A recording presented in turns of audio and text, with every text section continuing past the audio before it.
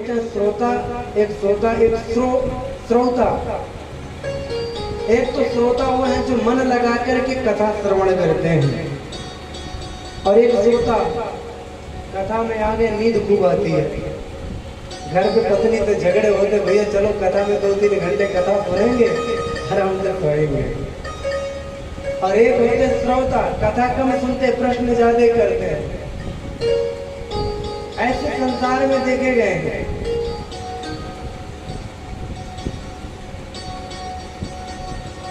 और व्यास जी ने भी 2 लोगों का नाम लेकर के पुकारा था कि कथा के अधिकारी कौन है? रसिका भूमि भावुका। रसिक और भावुक, ये 2 लोग ही भागवत कथा श्रवण कर सकते हैं, राम कथा श्रवण कर सकते हैं।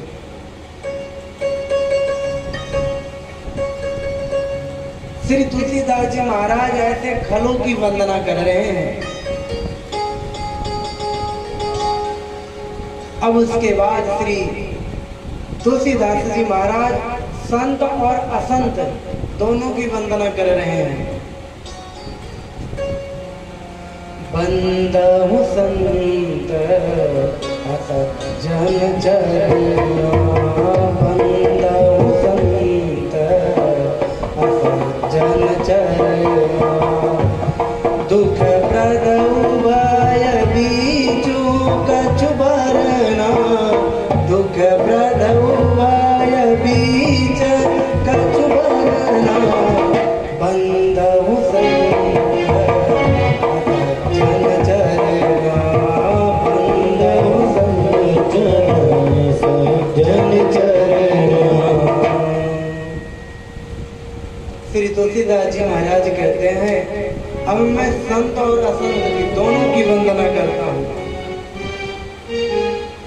एक दुख प्रद उभय बीच कछु बरना, दोनों में थोड़ा सा अंतर है। देखो, एक होता है जो सात्विक अच्छे संत होते हैं, जो महापुरुष होते हैं, और एक होता है जो ढोंगी कहते हैं, केवल कपड़े भर पहने रहते हैं। ऐसे संतों की वंदना कर रहे हैं, लेकिन दोनों में एक अंतर है। बिछुरत एक प्राण हर लेई, मिलत एक दुख दारुण देहि। एक संत तो वो है जिनके मिलने से अधिक दुख होता है, जिनके मिलने से बहुत दुख होता है, और एक संत तो वो है जिनके बिछुड़ने से 1000 गुना दुख होता है। जो अच्छे सिद्ध महापुरुष हैं, वो जब कहीं छोड़ करके जाते हैं तो बड़ा दुख होता है कि ऐसे महाराज कृपा करके हमारे यहाँ बने रहे। और जो दुष्ट प्रवृत्ति के लोग होते हैं, उनका मिलना ही हजारों दुखों का कारण बन रहता है। लेकिन इस संसार में संत और असंत एक साथ प्रकट हुए हैं। कि ब्रह्मा जी की सृष्टि अगर दिन है तो रात होगा, अगर जन्म है तो मरना होगा।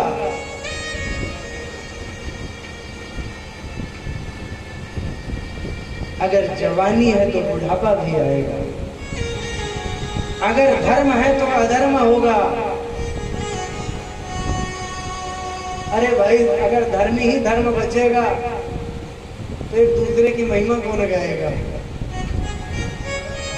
या एक गांव में सब लोग अमीर ही अमीर रहे, कोई एक दूसरे को देखेगा भी नहीं।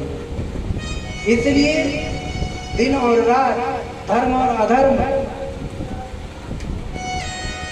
ब्रह्म और जीव, ये सब माया है।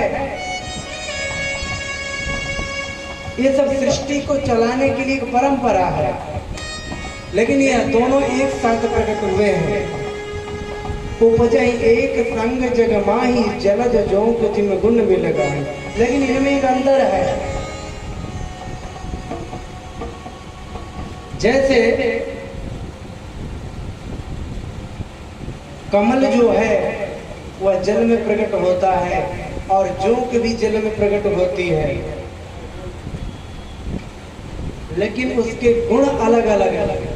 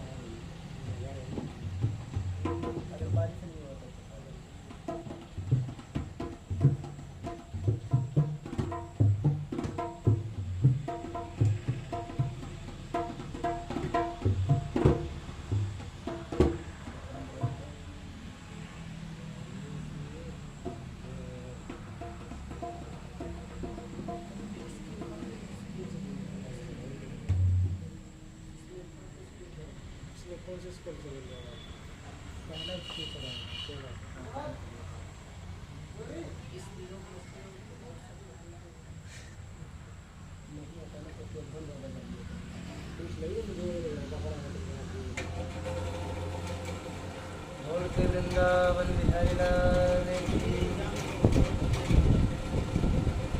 सियावर रामचंद्र भगवान की। आज भगवान की कृपा से लाइट भी टिक रही है।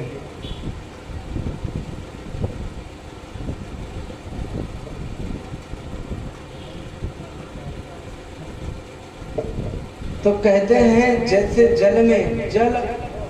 जल में कमल और जोंक एक साथ प्रकट होते हैं, लेकिन उनके गुण अलग हैं। उसी प्रकार संत भी संसार में एक साथ प्रकट होते हैं, लेकिन उनके गुण अलग हैं।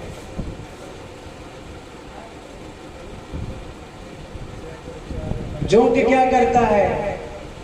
वो खून को चूसता है। और कमल क्या करता है? वह सौंदर्यकरण को बढ़ाता है। उसी प्रकार जो संत होते हैं वह दूसरे के कल्याण, दूसरे के अवगुणों को छिपाते हैं। और लेकिन जो असंत होते हैं वो तो जो मिल जाए उसी को चूस के, मौका मिल जाए तो खा जाएंगे, छोड़ेंगे नहीं। ऐसे ऐसे लोग भी हैं जो कपड़ा पहन करके केवल धंधा बना रखे हैं।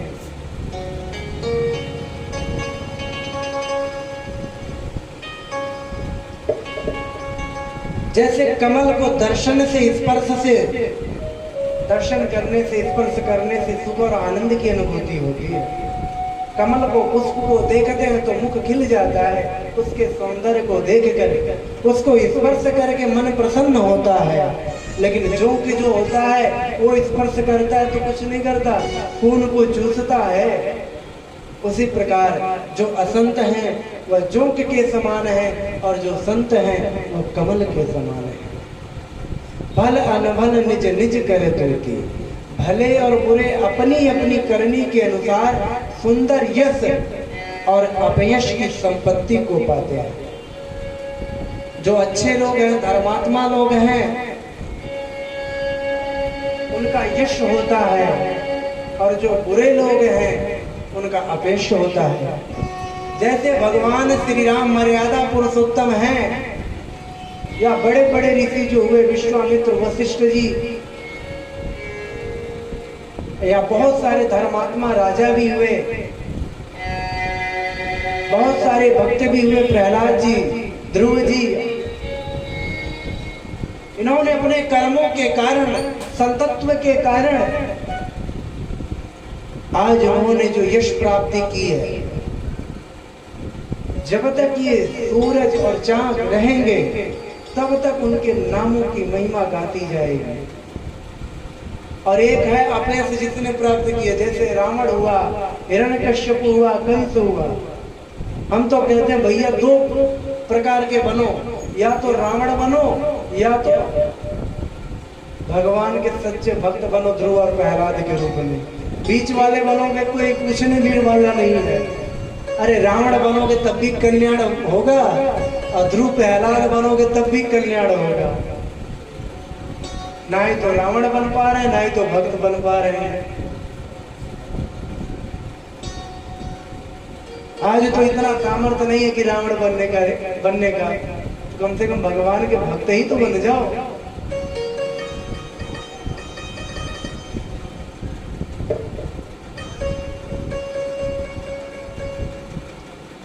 जो अच्छे लोग होते हैं वो अच्छे चीज को ग्रहण करते हैं, और जो बुरे लोग होते हैं वो गलत चीज को ग्रहण करते हैं। जिनका मन पवित्र होता है, जिनके भाव अच्छे हैं, उन्हें भागवत कथा, राम कथा और संतों का संग, भगवान के मंदिर ही अच्छे लगते हैं। और जिनके भाव गलत हैं,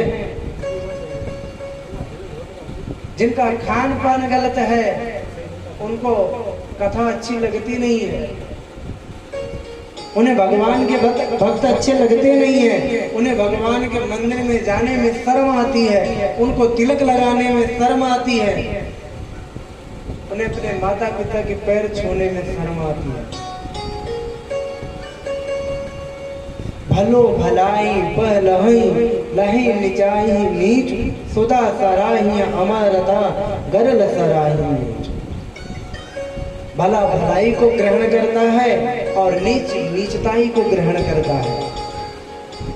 जैसे अमृत की महत्वता है, जो अमृत का पान करता है वो अमृत को प्राप्त होता है, और जो विष का पान करता है उसकी वो मृत्यु को प्राप्त होता है।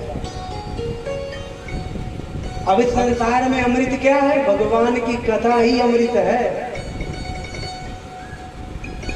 जो अमृत को प्रदान कराती है।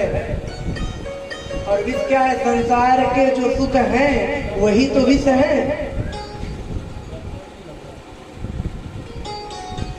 संसार विष के समान है। अब भैया विष का पान करोगे तो दिन प्रतिदिन कोई ना कोई रोग लगा ही रहेगा। और हरि कथा अमृत पान करोगे तो अमृत को प्राप्त करोगे। इस प्रकार से श्री तुलसीदास जी महाराज समस्त देवी देवताओं एवं सभी लोगों की वंदना करते हैं। और यहाँ पर एक कहते हैं कि कोई कितनों ही, मान लो कोई संत महापुरुष हो, अगर वह रूप धारण जो है विचित्र किया है तब भी उसकी महत्वता घटती नहीं है। लेकिन जिसने केवल ढोंग किया, केवल कपड़ा पहना है, लख सुबेश जग बंचक जेऊ वेश प्रताप पूजियहि तेऊ। जो वेशधारी ठग हैं उन्हें भी अच्छा साधु सा लोग जान करके उनकी सेवा पूजा तो करते हैं। अब भाई गांव के लोग इतने भोले भाले होते हैं, संतों के प्रति आस्था रखते हैं। ये पाखंडता संतों में जानते हो कहां से पैदा हुई? जब महाराज पृथु ने यज्ञ किया, अश्वमेध यज्ञ, तो 99 यज्ञ पूरा हो गया, 100वां यज्ञ कर रहे थे तो उन्होंने घोड़ा छोड़ा। जहां तक जाता वहां तक उनका राजपाट होता है। ये पहला अश्वमेध यज्ञ होता था। तो जब उन्होंने छोड़ा और सोचा कि अगर 100 यज्ञ पूरा हो जाएगा, तो इंद्र ने सोचा कि जिसका 100 यज्ञ पूरा हो जाता है वह इंद्र की गद्दी पर बैठ जाता है। जो 100 यज्ञ पूरा कर लेगा उसे स्वर्ग की गद्दी मिल जाएगी। इंद्र को डर लगने लगा। इंद्र ने क्या किया? वो घोड़ा हरण करके लेकर भाग गया, संत का रूप धारण करके। पृथु महाराज ने जब क्रोधित हुए तो यज्ञ में बैठे थे, इसलिए ब्राह्मणों ने मना कर दिया। लेकिन उनका जो बेटा था वह उनसे लड़ने के लिए गया, लेकिन संत का वेश देख करके उसको छोड़ दिया। वहीं से परंपरा प्रारंभ हुई। जब कोई संकट, धर्म संकट आता है, जब पाप अत्याचार करते हैं और जब देखते हैं कि बचने का कोई आशा नहीं है, तो संतों के पास संतों का चोला पहन लेते हैं बचने के लिए। लेकिन कहते हैं कोई कितनों ही संतों की चोला पहन ले, अगर उसके विचारधारा गंदे हैं, रहन सहन गंदा है, उसकी नीचताई कभी छिपने वाली नहीं है। उगरे अंत न होई निबाहु काल नेमि जिम रावण राम। कभी ना कभी उसका पोल तो खुलेगा ही खुलेगा। जैसे काल नेमि अर्थात और एक राहु, ये लोग कितनों संतों का चोला पहन लिए, लेकिन एक ना एक दिन उनकी पोल खुली। अब कोई जो संत महापुरुष बहुत अच्छे होते हैं, उनके जो स्वरूप है गंदे होते हैं, अच्छे नहीं होते हैं, वो कितनों छिपाए तो एक ना एक दिन उनकी वास्तविकता लोगों के सामने आ जाती है कि ये महाराज ये महापुरुष हैं। किहु कुवेश साधु सन मानो जिम जग जामवंत हनुमान। अरे हनुमान जी, जामवंत जी का स्वरूप कैसा था? बंदर भालू का, लेकिन संत थे। आज हम लोग संत हो या ब्राह्मण हो या कोई भी हो, या शादी विवाह लड़की लड़के की बात हो, तो हम लोग उसके चरित्र को नहीं देखते हैं, सुंदरता को देखते हैं, चेहरे को देखते हैं, कपड़े को देखते हैं और कपड़े के अनुसार उसको संत मानते हैं। हमारे एक मित्र थे, संत थे, वो महाराज जी थे, उनके साथ गए हरिद्वार में। तो जो महाराज जी थे 80 साल के, बहुत अच्छे महापुरुष थे, साधारण नहीं थे, लेकिन उनके जो कपड़े थे मैले कुचैले थे। और जो हमारे मित्र थे वो 25-26 साल के रहे होंगे, बढ़िया से कपड़े वपड़े पहने थे, खूब बढ़िया से सज धज करके गए। तो आश्रम वालों ने उनको जब देखा, बोले महाराज जी कहाँ से आए हो? बोले वृंदावन से आए हो। बोले महाराज जी रूम नंबर इतना लो, ये चाबी, आपको बढ़िया से रूम मिल जाएगा, आप चलिए अंदर, बढ़िया व्यवस्था है। अब वो तो जाने लगा, तो जो 80 साल के महाराज जी थे वो भी जाने लगे। तो बोले महाराज जी तू कहाँ जा रहा है भाई? यहाँ पर फकड़ों को, भिगमंगों को नहीं रखा जाता है। और जो कि महापुरुष थे वो साधारण नहीं थे। उन्होंने कहा वाह, आज संसार की लोगों की विचारधारा कहाँ पहुंच गई है। वास्तव में कोई राजा हो या नेता हो, संत हो या नेता भी हो, वो चोर नहीं होता, उसको प्रजा चोर बनाती है। आप अगर दिमाग लगाए ना, घर का मुखिया ही क्यों ना हो, अगर 50 लोग एक परिवार में हैं तो घर को मुखिया को ही लोग चोर बना ही देते हैं। अब गांव के मुखिया के ले लो, जो प्रधान है, वो चोर ना हो तो उसको प्रजा चोर बना देगी। भाई 100 रुपये जो बांटेगा वही जीतेगा। कोई 500 रुपया बांट दे रहा है वो जीत जाएगा। अब एक बात बताओ, कोई आपके गांव में प्रधान आया, आपने 1000 रुपया ले लिया, वोट दे दिया, अब जब जीत जाएगा तो जाकर के कहोगे भैया एक काम करो, तो तुमने तो 1000 रुपये एक वोट का पहले ले लिया, अब वो 5 साल काम करे या ना करे, उसकी गारंटी खत्म। अब तुम्हारे पास, तुम्हें स्वयं शर्म आएगी कैसे जाकर के कहूं, क्योंकि मैंने पैसा ले लिया। अब एक बात बताओ, एक वोट के लिए 1000 रुपया ले लिए, वो कितना दिन चलेगा? या कोई भी ले लो, किसी भी चीज में ले लो, तुमने तो अपना ईमान बेच दिया।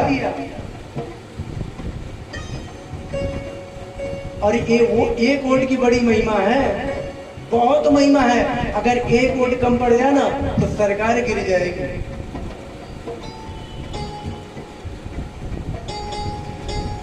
एक नंबर कम पड़ जाए तो स्कूल में परीक्षा में फेल हो जाओगे।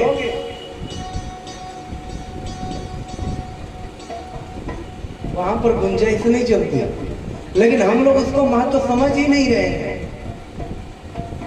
आज हमारा जो देश नष्ट हो रहा है, धर्म नष्ट हो रहा है, इसके मूल कारण हम ही लोग हैं, कोई नेता नहीं है। वो तो खुल के करता है जो करना है, चाहे वो दंगे कराता है, हिंदू मुस्लिम सिख ईसाई जो भी कराता है वो खुल के कराता है।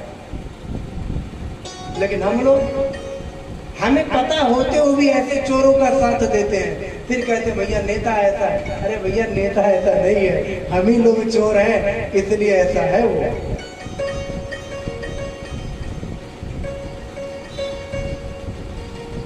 अगर हम अच्छे संत महापुरुषों का सम्मान करना प्रारंभ कर दें तो ये जो बहुरूपीय अलग अलग धर्मों के लोग साधु संतों का कपड़ा पहन करके घूम रहे हैं, इनका सारा काम ठप हो जाएगा, ये बहुरूपीय बंद हो जाएंगे।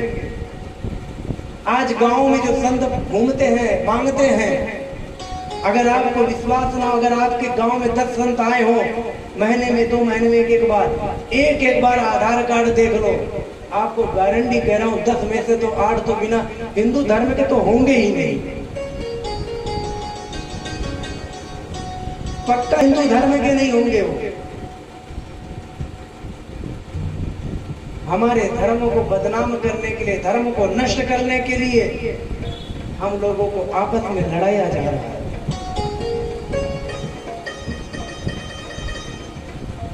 हमें जो अच्छे लोग हैं, अगर देखो हम धर्म के लिए खड़े नहीं हो सकते या हम उसके लायक नहीं है, तो कम से कम तो ये करें, कोई धर्म प्रेमी हो, कोई संत महात्मा हो जो धर्म के लिए लड़ रहा हो, या कोई गांव का, घर का, परिवार का कोई व्यक्ति धर्म के लिए लड़ रहा हो, तो कम से कम उसका साथ तो दो।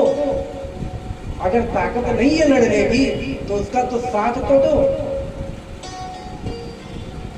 अगर कोई परिवार में एक भक्त बन गया, हमारे में सामर्थ्य नहीं है कि हमारा मन नहीं स्थगित हो रहा, भजन नहीं कर रहे, तो कम से कम उसको तो समय दो, मौका दो भैया कि तू सुबह शाम भजन किया कर, पूजा किया कर, जिससे घर में शांति बनी रहे। लेकिन अगर घर में कोई बेटा या बेटी भगवान की तरफ लगती है तो पहले माँ बाप बोलते हैं अरे आ गया बड़ा संत बनने। क्या भगवान के पूजा पाठ करने से घर चल जाएगा? ऐसी ऐसी बातें होती हैं। गलती देखो, छोटी छोटी बातों से गलती धीरे धीरे बड़ी गलती में परिवर्तित हो जाती है। अगर हम छोटी छोटी बातों का ध्यान रखें तो ऐसी नौबत कभी नहीं आएगी।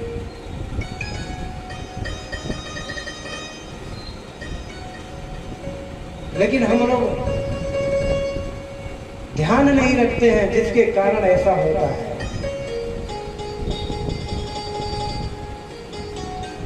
इस प्रकार से श्री तुलसीदास जी महाराज कहते हैं, गगन चढ़े रज पवन प्रसंगा, कीचहि मिलहि नीच जल संगा, साधु असाधु सदन सुख सारी, सुमिरहि राम देहि गनिगारी। पवन के संग से धूल आकाश पर चढ़ जाती है और वही नीचे की तरफ आकर के कीचड़ में मिलकर के, जल में मिलकर के कीचड़ बन जाती है। उसी प्रकार जो दुष्ट प्रकार के प्रवृत्ति के लोग केवल साधु संतों के कपड़े पहने हैं, उनके रहने से धर्म संकट में आता है। और जो दुष्ट प्रकार के हैं, जिनके घर पे तोते आदि हैं, उनके घर में तोता तो गाली देता है, जो शुद्ध सात्विक लोग हैं उनके घर में तोता राम राम रखता है। इसलिए तो कहा गया संतों का संग करो।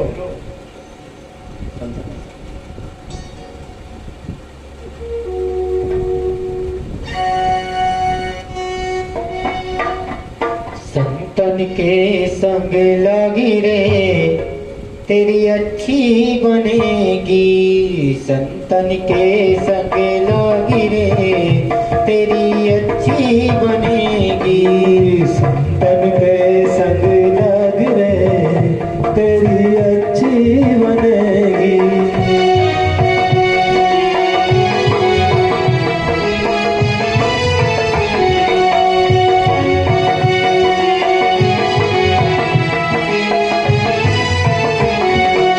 अच्छी बनेगी तेरी बिगड़ी बनेगी, अच्छी बनेगी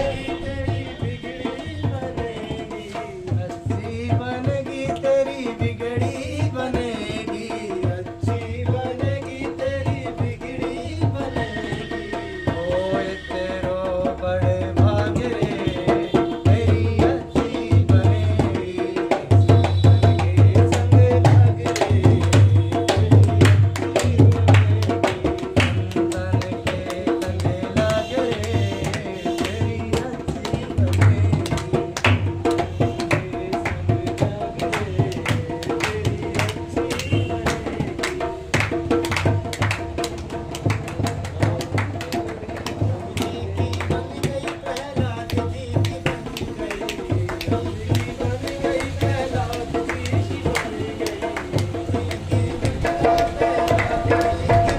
गई, दुबजी की बन गई, प्रहलाद जी की बन गई।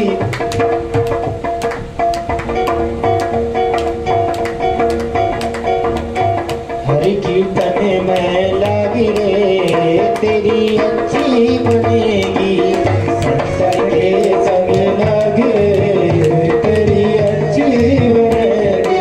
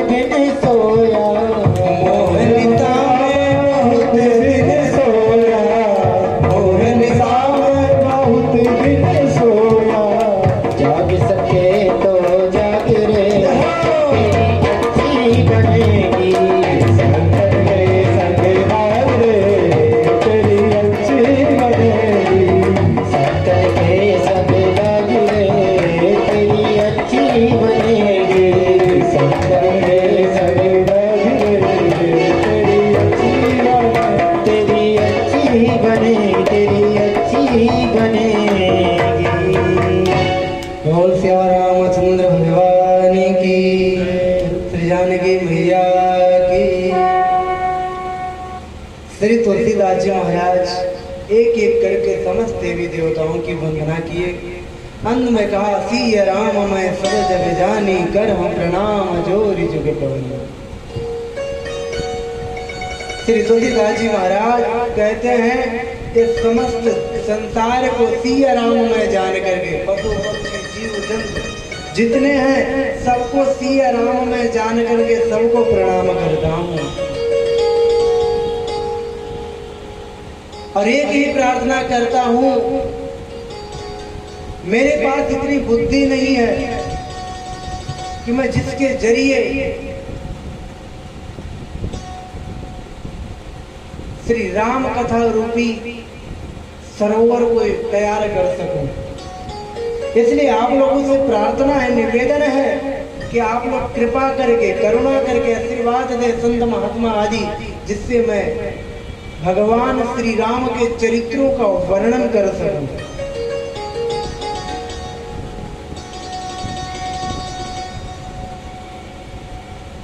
एक एक की वंदना कर लिए, फिर उसके बाद अवधपुरी की वंदना करते हैं।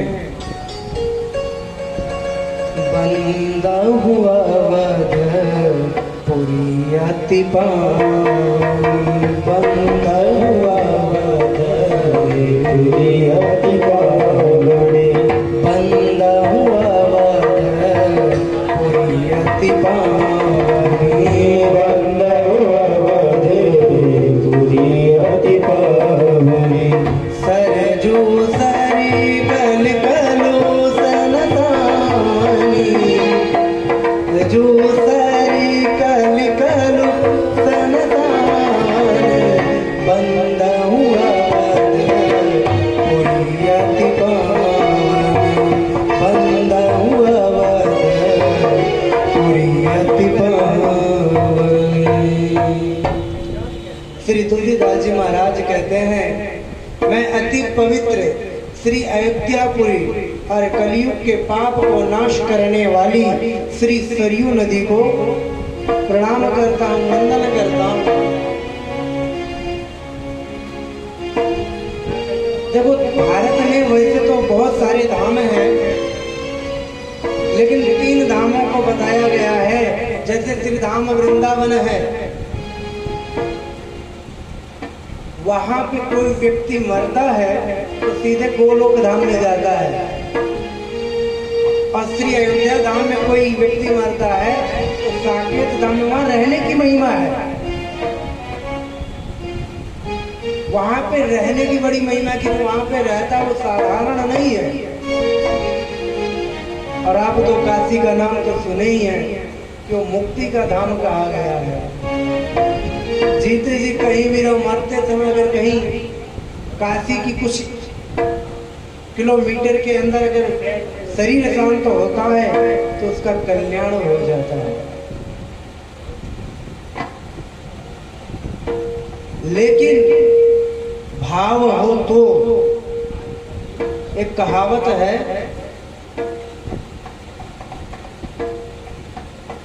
श्री कबीर जी का, एक अचंबा हमने देखा बंदर दूहे गाय, दूध दूध खुद पी लेवे घी बनारस जाए।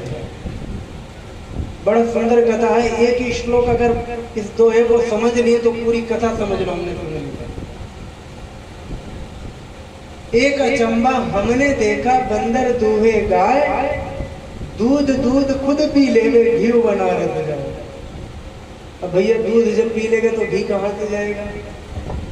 तो एक अचंबा क्या है? ये संसार है, ये जो शरीर है ना, गो इंद्रिय, ये जो हमारे अंदर 5 कर्मेंद्रियां 5 ज्ञानेंद्रियां हैं,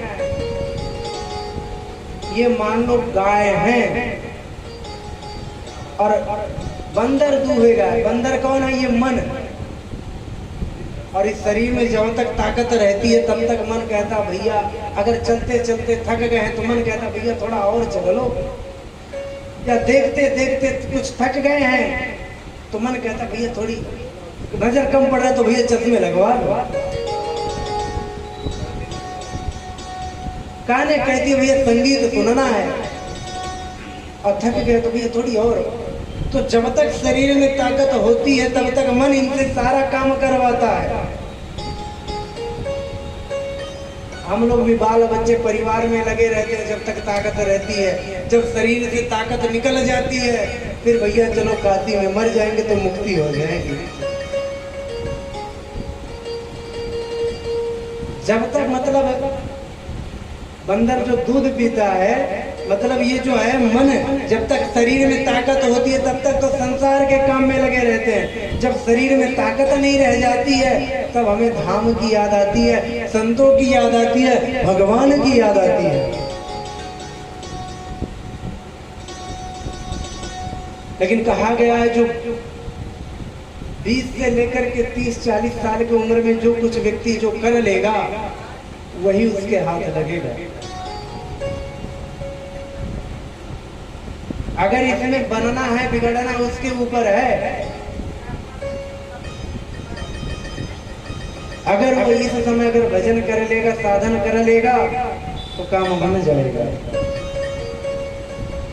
कई लोग कहते हैं महाराज जी भजन करना तो ये तो बूढ़ों का काम है। तो भैया ध्रुव जी कितने साल के थे? 5 साल की उम्र में भगवान को पा गए।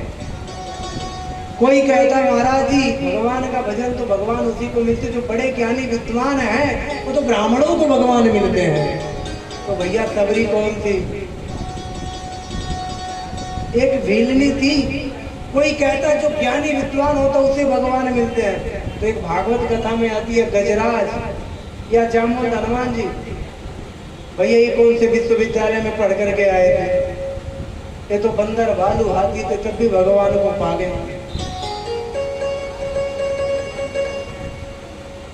आखिर तब भगवान किसको मिलते हैं? तो वो कहते हैं कि भगवान ना है तो ब्राह्मण, ना है तो क्षत्रिय, ना है तो कोई कुछ, जो भगवान का भजन करता है, जो भगवान से प्रेम करता है, और उनके लिए कोई उम्र की जरूरत नहीं है, उनके लिए कोई नियम संयम की जरूरत नहीं है भजन करने के लिए। जब मन में आवे तब लग जाओ।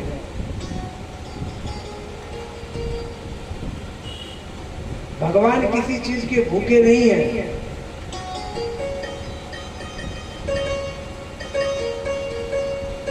कई लोग कहते हैं भगवान को ये दूध चढ़ाएंगे, यो चढ़ाएंगे, दुनियादारी ये करेंगे तब भगवान प्रसन्न होंगे। अरे भाई भगवान को रिझाना है तो मन समर्पित कर दो, और संसार को रिझाना है तो वस्तु समर्पित कर दो। कई लोग मंदिरों में जाते, प्रभु अगर हमारे बेटा हो जाएगा तो 56 प्रकार के भोग लगवाएंगे, भोजन पवाएंगे। ऐसे लग रहा है जैसे भगवान तुम्हारे 56 प्रकार के भोजन के लिए भूखा बैठा है।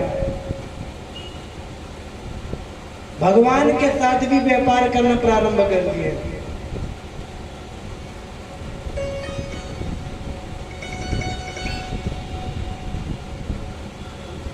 भगवान केवल भाव के भूखे हैं। भाव का भूखा हूं मैं, भाव ही एक सार है, भाव से जो भी बजे भव से बेड़ा पार है। भगवान केवल भाव के भूखे हैं। अगर भगवान को प्रसन्न करना है तो अपना मन भगवान को समर्पित करो, और यदि संसार को प्रसन्न करना है, संसारियों को प्रसन्न करने के लिए बस बढ़िया बढ़िया भोजन पवा दो, देखो तुम्हारी महिमा गाएंगे।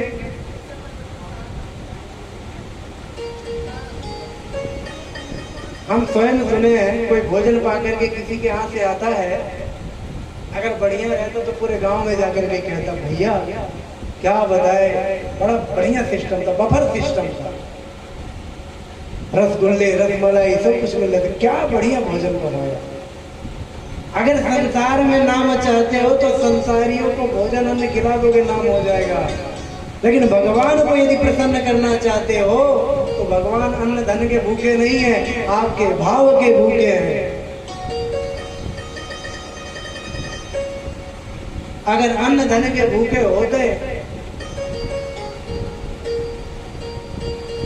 तो लोग कितना भगवान को चढ़ा देते।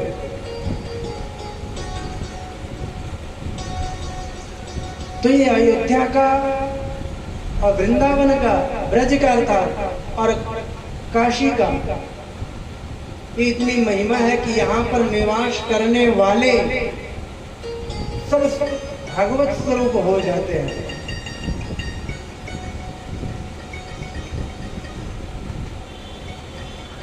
इस प्रकार से श्री तुलसीदास जी महाराज ने अयोध्या की वंदना और सरयू नदी की वंदना की है। वहां पर जितने नर नारी रहते हैं उनकी वंदना करते हैं।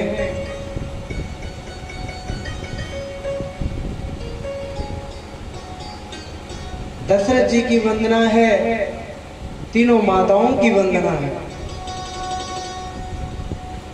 हम सोच रहे हैं आज कथा में प्रवेश किया जाए, वंदना तो सुनते ही रहते हैं।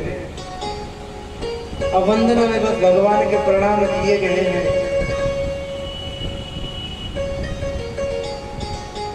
उसके बाद माता जानकी की वंदना है।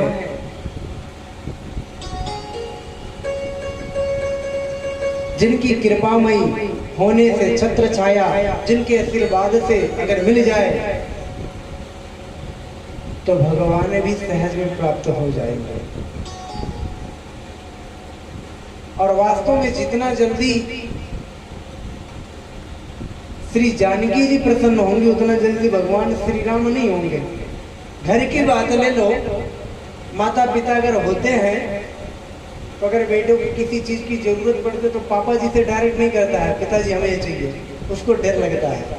लेकिन माता जी से कहता है कि माता जी मुझे ये चाहिए। उसी प्रकार माँ का जो हृदय है वो बड़ा कोमल है। हमारे वृंदावन में कहावत है, राधे तू बड़ भागनी कौन तपस्या कीन, तीन लोक तारण करना सो तेरे आधे। वृंदावन में केवल राधे जी की चलती है, कृष्ण जी की नहीं चलती है।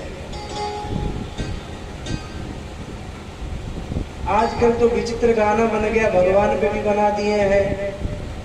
मैं आज सुन रहा था कि कृष्ण भगवान ने राधा जी से कहा मैं तो प्रेम ही नहीं करता हूँ। गाने में रिकॉर्डिंग किया गया, बना है। और एक गाना तो मैंने ऐसा सुना है, कोई फिल्म का गाना था, उसमें शुरुआत में बोलते हैं कि ये हमारे भारत के जो लोग हैं वो राधा कृष्ण की तरह आपस में प्रेम करते हैं। बताओ, भगवान को भी बदनाम कर दे रहे हैं। आजकल के जो प्रेमी है ना, मौका मिले तो प्रेमी को ही लूट ले।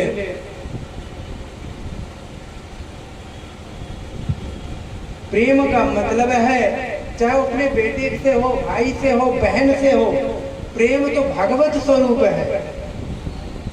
प्रेम का मतलब है कि अपने प्रेमी को हर हाल में प्रसन्न रखना, उसके स्वाभिमान, उसके मर्यादा, समस्त गांवों की जो इज्जत उसे बचा करके रखे। आजकल का प्रेम ही बड़ा विचित्र है। तो माता जानकी की वंदना श्री तुलसीदास जी महाराज कहते हैं कि जिनके आशीर्वाद से निर्मल बुद्धि मिलती है। उसके बाद नाम की वंदना है, बंधो नाम राम रघुवर को। मैं श्री रघुनाथ जी के नाम अर्थात राम नाम की वंदना करता हूँ।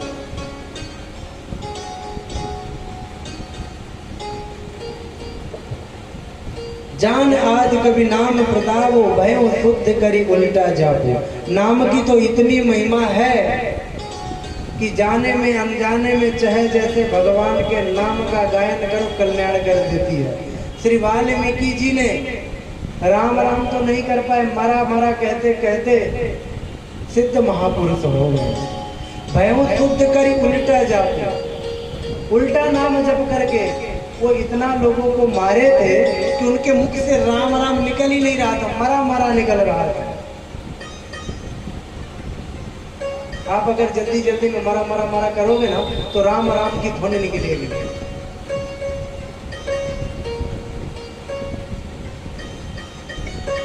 लेकिन नाम की इतनी महिमा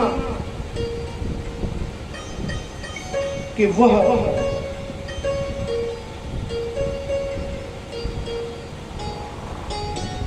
परम सिद्ध कोटि के महापुरुष हो गए। और तो नाम प्रभाव जान शिव को कालकूट